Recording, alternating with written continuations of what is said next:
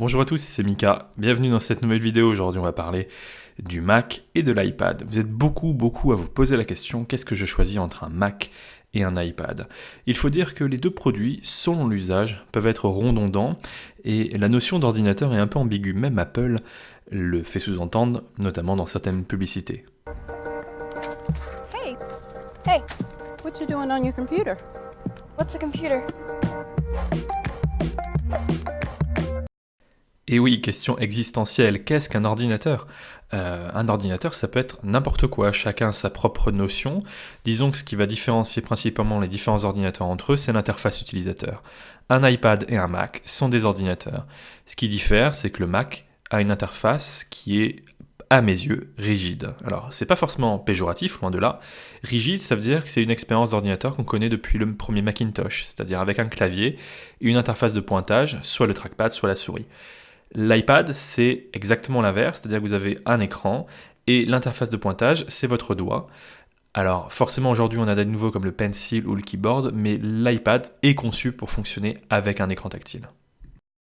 Certains se demanderont de manière légitime pourquoi il n'y a pas d'écran tactile sur Mac. Eh bien la réponse est liée à l'ergonomie. Le Mac n'est pas du tout conçu pour être utilisé de façon tactile directement avec le doigt. Vous avez l'interface tactile qui est le trackpad ou la souris, parce que l'interface est conçue pour ça. Tout simplement, le Mac, c'est une interface qui est conçue pour être multitâche, pour être ultra précise avec des icônes qui sont très petites, que vous n'avez pas par exemple sur l'iPad.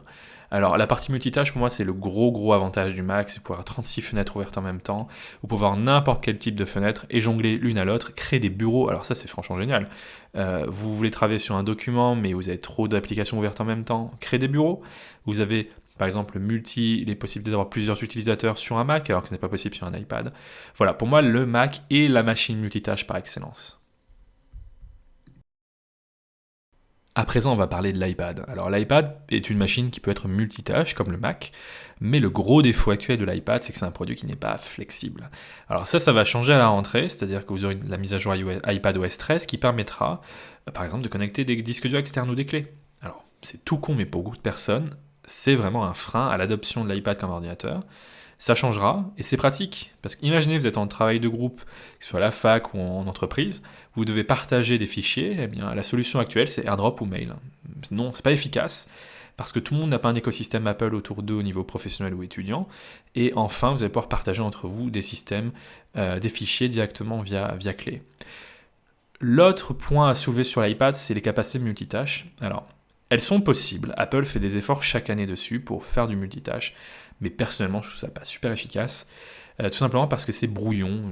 Personnellement j'arrive pas à comprendre des fois, est-ce que ça peut fonctionner en split view, en slide over, le système de faire apparaître le dock et glisser une app ça marche une fois sur deux, enfin, je trouve ça pas ultra intuitif alors que le Mac ça l'est, parce que vous avez un système de multi-phone-tâche qui est ultra efficace.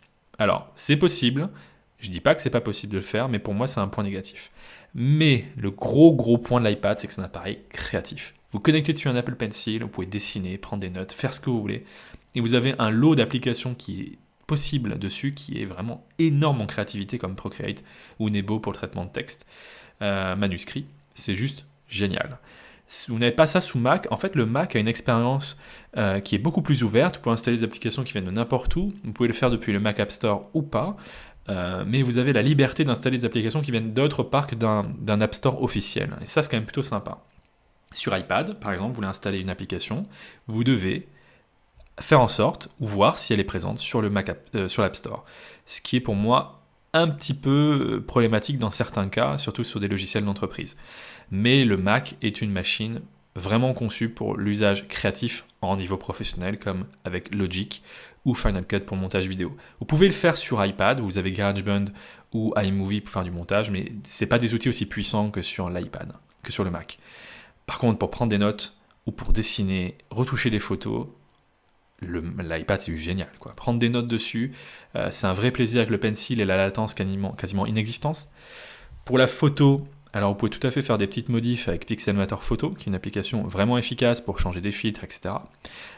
Vous aurez dans les prochaines semaines, si ce n'est pas le cas quand vous voyez cette vidéo, l'arrivée de Photoshop vraiment sans aucun compromis sur l'iPad. Ça va être pertinent pour beaucoup de personnes. Mais voilà. Cela nous amène donc à répondre à cette question existentielle. Mika, je t'en prie depuis le début, je veux que tu me dises Qu'est-ce que je choisis entre un iPad et un Mac? Eh bien, le choix est simple. Tout simplement parce que si vous regardez cette vidéo, c'est que vous avez le choix. Et avoir le choix, c'est bien, parce que vous n'êtes pas limité par un impératif technique. Je m'explique. Si par exemple vous utiliserez Illustrator, InDesign, Final Cut Logic, vous avez un besoin précis qui correspond à une logique précise de machine. Il vous faut un Mac. Il n'y a pas le choix. Si vous êtes comme 90% des gens à faire de la bureautique, c'est-à-dire mail, internet, traitement de texte, un peu de YouTube, du Safari, du Netflix, les deux machines correspondent. Au fond, votre choix va être déterminé par l'interface utilisateur que vous voulez. Si vous voulez une interface tactile, ultra intuitive, extrêmement amusante à utiliser, c'est l'iPad. Il n'y a pas à chercher. L'iPad vous offre comme avantage d'avoir une interface tactile, créative, pour utiliser le pencil, pour dessiner, prendre des notes. Là, vous êtes dans le cas de l'iPad.